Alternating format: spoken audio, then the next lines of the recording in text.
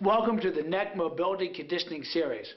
To me, personally, this is one of the most important series that I demonstrate. Back in the 70s, I had a severe spinal trauma. I had a fracture, a dislocation, and subluxation of C3, 4, and 5. I was told I would never play sports again. Through vigorous exercise, I have completely rehabilitated my neck. For me, it is an absolute daily must. My neck is very stiff at times. I have a tendency to form some arthritis, so I've got to watch my diet very, very carefully. These are the neck exercises that I've settled on. These are the ones that personally have given me great results and make me feel really, really good and still allow me to play vigorous sports such as submission wrestling or Brazilian Jiu-Jitsu. Let's start with the front and back mobility. Nodding the head forward, chin to the little notch, and then back. Imagine the axis going right through the skull. And imagine that your head is just rotating in that little axis. I'm not bending the head forward, but I'm just simply rotating the skull in that first cervical vertebrae. Make sure that you breathe with the movement. I'm using anatomical match. Inhale, exhale. Squeeze your head against the traps in the back a little bit. The repetition count can be quite high, especially if your neck's really stiff. Don't go into pain. Once again, on a 1 to 10 scale, 10 being the worst pain you've ever felt, don't go above a manageable level 3. You don't want to drive yourself into pain. Now we'll do the lateral movement to the side. Imagine the axis coming through your chin, going back to the skull. My head's just rotating and rocking on the first cervical vertebrae, side to side. Through these exercises, I've been able to keep my neck pretty flexible and mobile and strong. Once again, the major difference between mobility and flexibility exercises, there's a strength and movement component to all of the mobility moves. It's range of motion I'm interested in.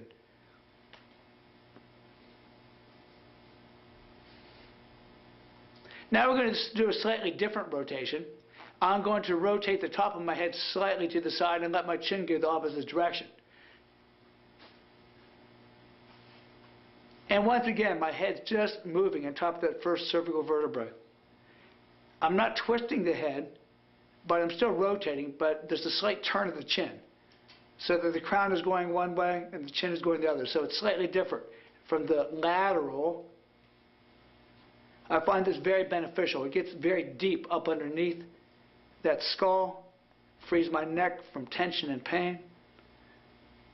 Usually I'll do these exercises first thing in the morning until the neck feels completely free of all tension. Now we'll do the twist, looking right and then looking left. I imagine a little string pulling the crown of the head up and elongating the neck as I do the exercise. I use my peripheral vision to pick a spot behind me, and I try to exceed the spot. Because the movement is fairly quick, it's hard to match the movement to the breath, so I'll inhale on 4, and then exhale on 4.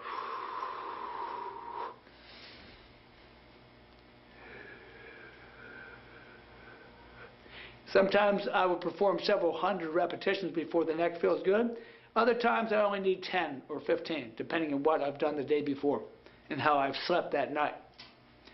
The next is the glides. We're going to do a front glide. It kind of looks like a chicken, and back. I'm coming out and back. It's a slight angle down. Now I'm imagining that I'm being elongated, so my face stays pretty square. For most people, this is a pretty easy exercise to master.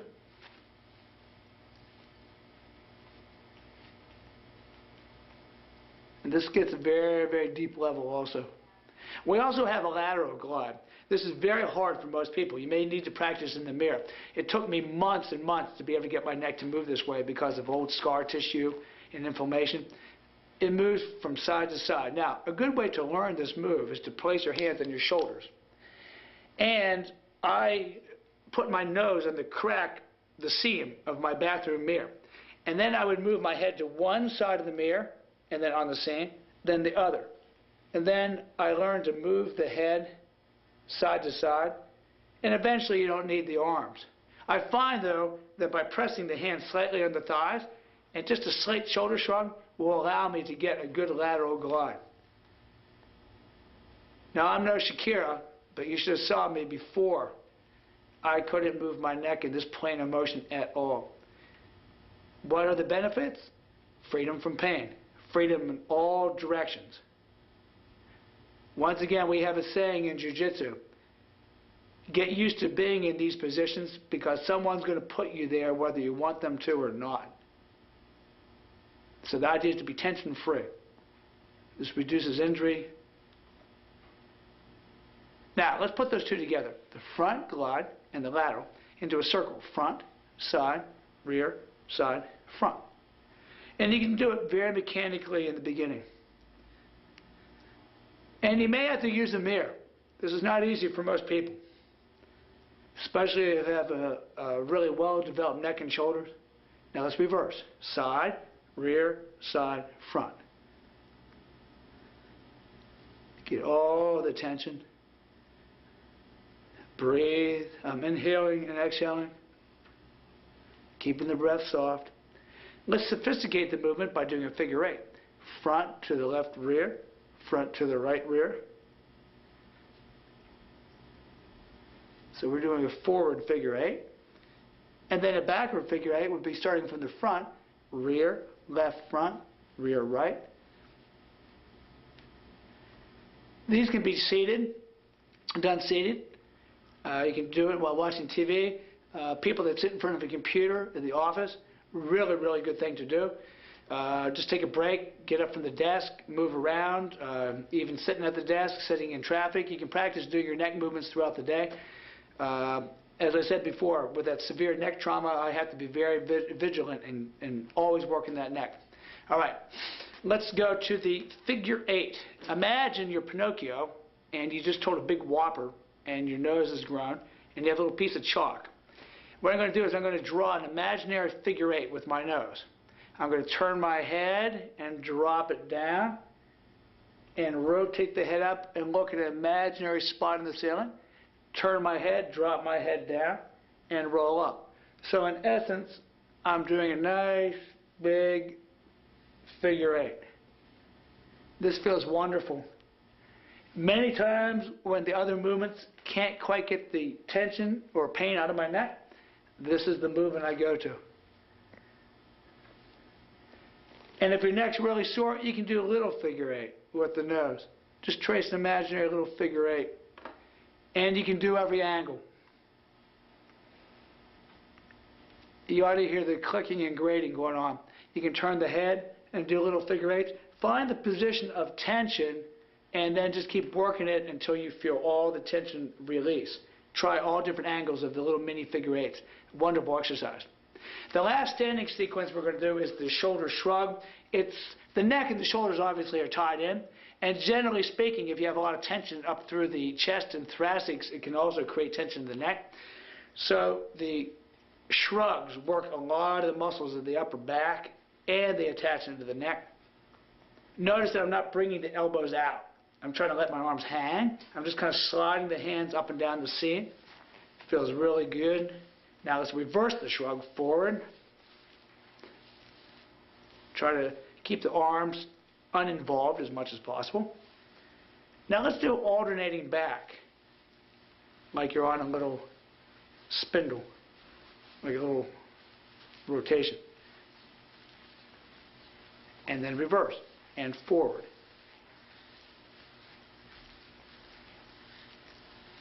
And back again. And front. This is also a great way to get rid of a lot of tension in the upper neck and back and get you free of pain. Now we're going to lay down to the ground. I'm going to show you some mobility conditioning exercises. What do I mean by conditioning? Well, there's a strength component involved, obviously, with conditioning. The first one, I'm going to lay on my stomach.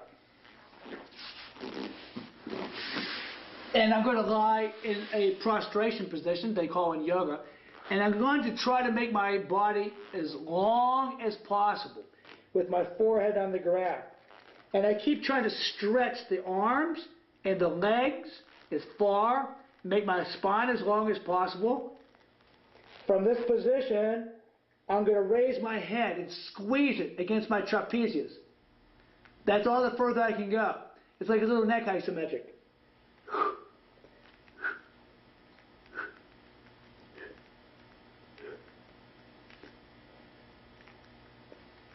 And squeeze. And the resistance is your own neck. Now it's a tendency to start to shorten up, so keep lengthening. And you can go fairly fast. Usually 50 reps, 100 reps. Give you really good strength and endurance.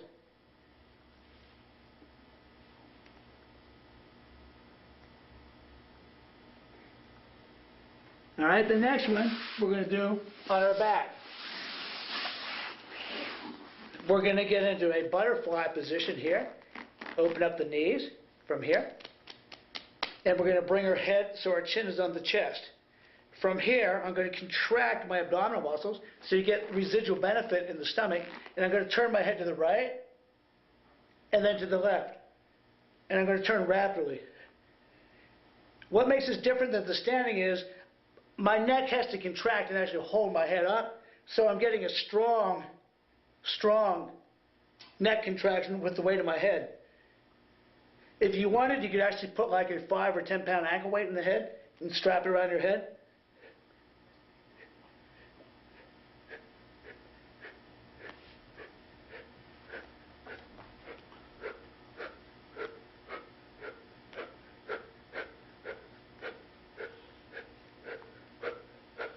And you'll find these muscles get tired very, very quickly. The next one, I'm going to squeeze the knees into my chest, head down. Now I'm going to attempt to bring my head up and then down. You won't have much range. And I'm trying to touch my chin to this little notch right here in my chest. And keep the knees squeezed together.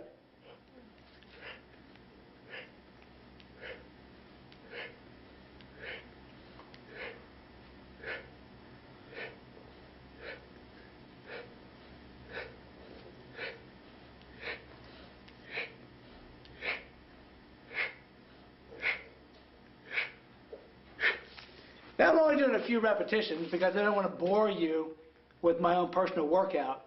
However, try to work up to 100 reps of these things. You'd be shocked at how difficult it is and how good your neck will feel getting that blood pumped in there. Now let's do a lateral move on your elbow under the shoulder, legs and feet together.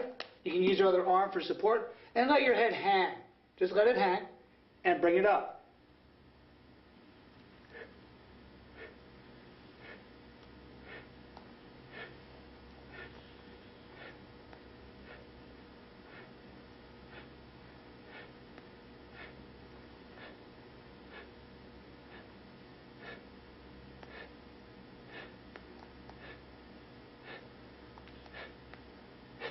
Once again, you can do that as a weighted mobility drill by placing an ankle weight on the head. Obviously, the weight that you're lifting would be on this side of the head. All right, I'm going to turn my back, and so you can see the other side from the other angle. Elbow under the shoulder, body straight. Let the head just hang and stretch.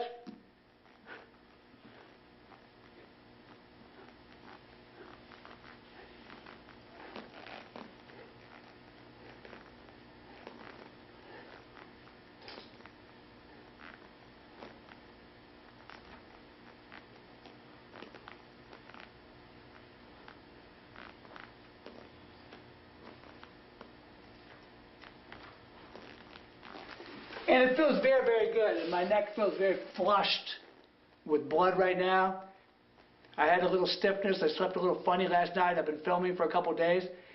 I find these exercises are fantastic for just helping get that circulation going and get the synovial fluid washing over the joints. Now, we're going to do an exercise that will stretch the back of the neck called the shoulder roll. This is very scary for a lot of people. But if you are any type of contact, play any kind of contact sport, especially if you do any type of jiu-jitsu, judo, wrestling, jiu-jitsu, and so forth. This is a very, very important exercise. But even if you're not, even if you're just a housewife or a businessman, it's really important to be able to get your neck free enough to do this exercise. It's called the shoulder roll. And basically, you're going to put your arm down between the legs. You're going to walk across the shoulders and end up on your knee. Once again, arm between. You start to lift up. Go ahead and walk. Use your hands if you have to. Walk your feet. If your feet come off the floor because you're stiff, that's all right. You'll start to loosen up. Use your hands to support you and try to get over the fear of the position. So you can go one direction, and then you can go the other direction.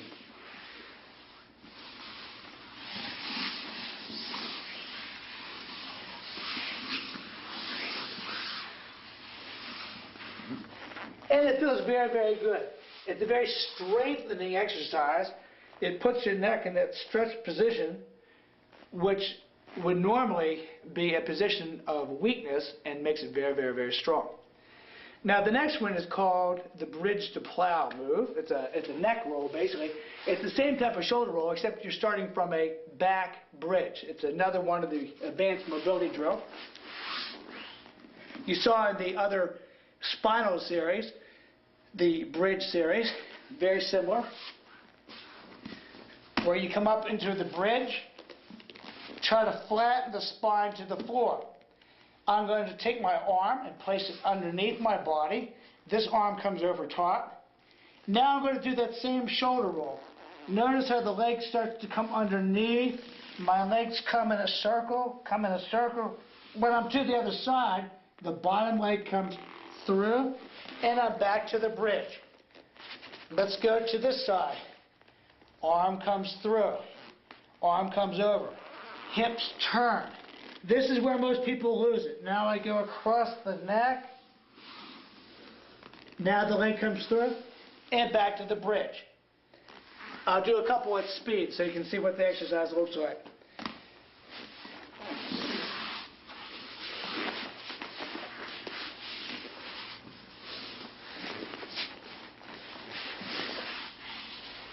And let's go 3 the other way.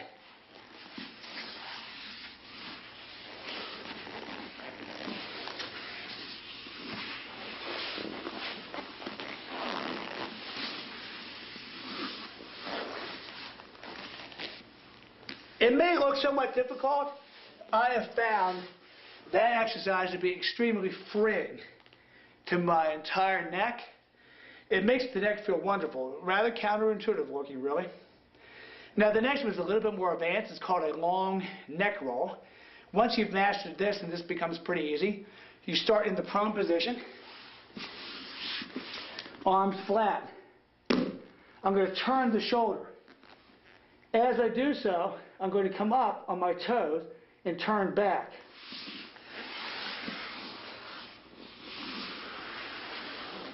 Let's go to the other side. Turn the shoulder. Use your hands in the beginning. It's okay. Start to drag the foot.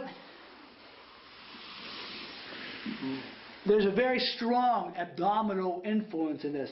You get a very deep layer of abdominal strength as well as neck flexibility and mobility.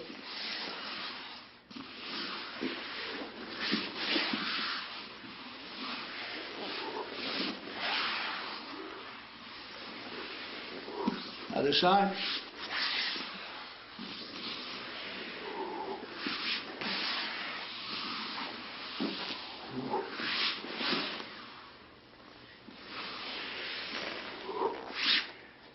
That is a tremendous whole body workout with major emphasis on the entire neck and shoulders. The next exercise I'd like to share with you that's helped me quite a bit. I find that a lot of times if my thoracics are tied up, so is my neck. This is a very common yoga position. One of my limiting factors because of my serious injuries is my ability to arch the neck back, both upper spine. From here I'm going to cup the buttocks, sit on the elbows, and drop the head back. I'm trying to arch my neck as much as possible. Now, I bring my knees up and my legs, and the legs actually help the arch because of the contraction of the hip flexors. From here, I hold my hands and I do leg raises. As I do it, there are micro movements happening in my chest and my neck, and it's helping me get into a deeper arch.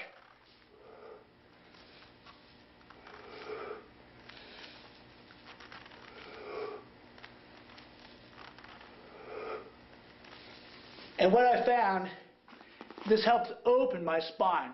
It helps with spinal extension. The next one is the front bridge. Now, for beginners, and even if you're not a beginner, it's a wonderful warm-up exercise. You can start on your knees and your hands. Place the top of your head to the floor and gently rock and touch your eyebrows to the floor. Use your hands.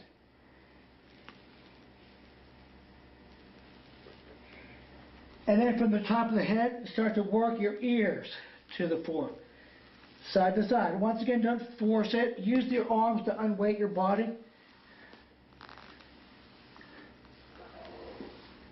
As that becomes easier, the next step is to go on the toes, still using the hands for support.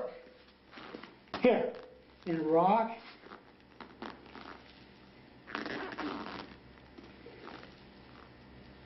And you can go side to side using your hands.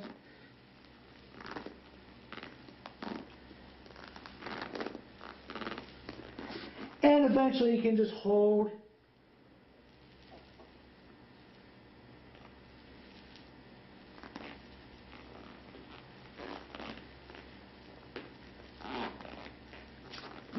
And this works the neck from every possible angle from the front.